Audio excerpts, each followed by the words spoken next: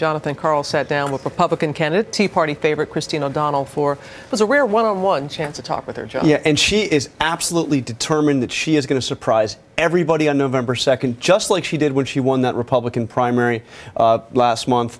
And she had some surprising comments, Robin, to say about that "I am not a witch" ad. But I started off by asking her why Republican leaders in Washington have all but abandoned her campaign.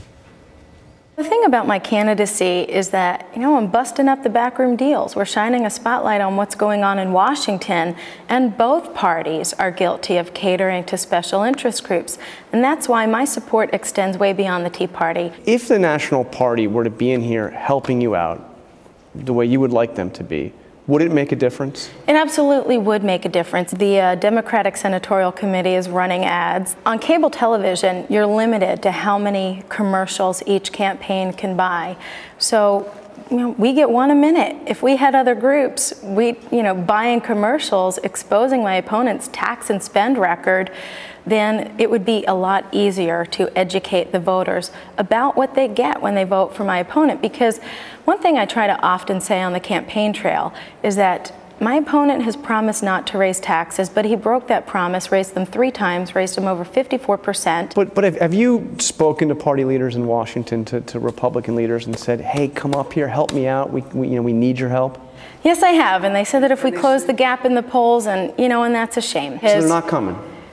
Who knows? Who knows whether they will? This is a call out to them, but you know what? I'm confident we can win with or without them. So Sarah Palin said that she was ready to come up and knock on some doors with you here in Delaware. When do we expect to see Sarah Palin? Well, we've tried to schedule it. We've been talking to her, going back and forth, exchanging dates, and I don't know if we'll be able to get it in within the next 2 weeks. We're both trying very hard. But we may not see Sarah Palin here before November 2nd? I don't know. The time is getting short. There's been this back and forth between you and your opponent over the separation of church and state. You pointed out that phrase is not in the Constitution. Right. But of course the First Amendment says Congress shall make no law respecting the establishment of religion. Nor prohibiting the free exercise thereof, and that's what he forgot to say. But what does that phrase mean to you, if not separation of church and state? Well, first let me point out about that. It's really funny the way that the media reports things, because after that debate, my team and I, we were literally high-fiving each other, because after that question where I asked him where in the Constitution is the phrase separation of church and state, he said the First Amendment.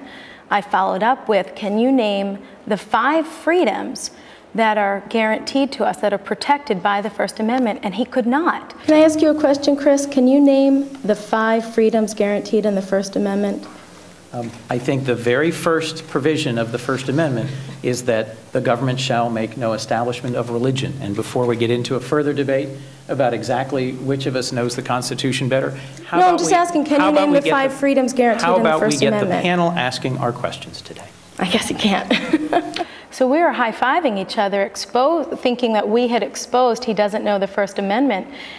And then when we read the reports that said the opposite, we were all like, what? And so you think you got the better of him in that exchange? I do think I got the better of him. Today, on another debate, he charged me with, Christine wants the federal government's power to be limited to that's what's in the Constitution. And I thought, that's absolutely right. The federal government's power should be limited to what the Constitution says. But do you believe in the phrase, do you believe in the principle that there is a separation of church and state? Well, I think it says exactly what it says, that the government will not dictate that every American has to believe a certain way, but it won't do anything to prevent the free exercise thereof.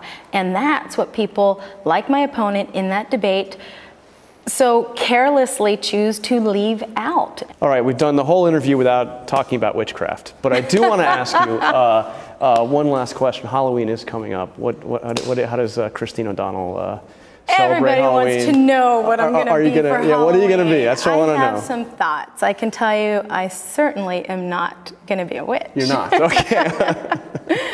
And with that, we thought the interview was over, but she decided to come back and to tell us about her Halloween plans and made some news about that "I am not a witch" ad. So I was thinking about just going as Dorothy, That's perfect. I killed the witch. There you go. There it is. There it is. Any regrets in doing the ad? Because that really did raise it again.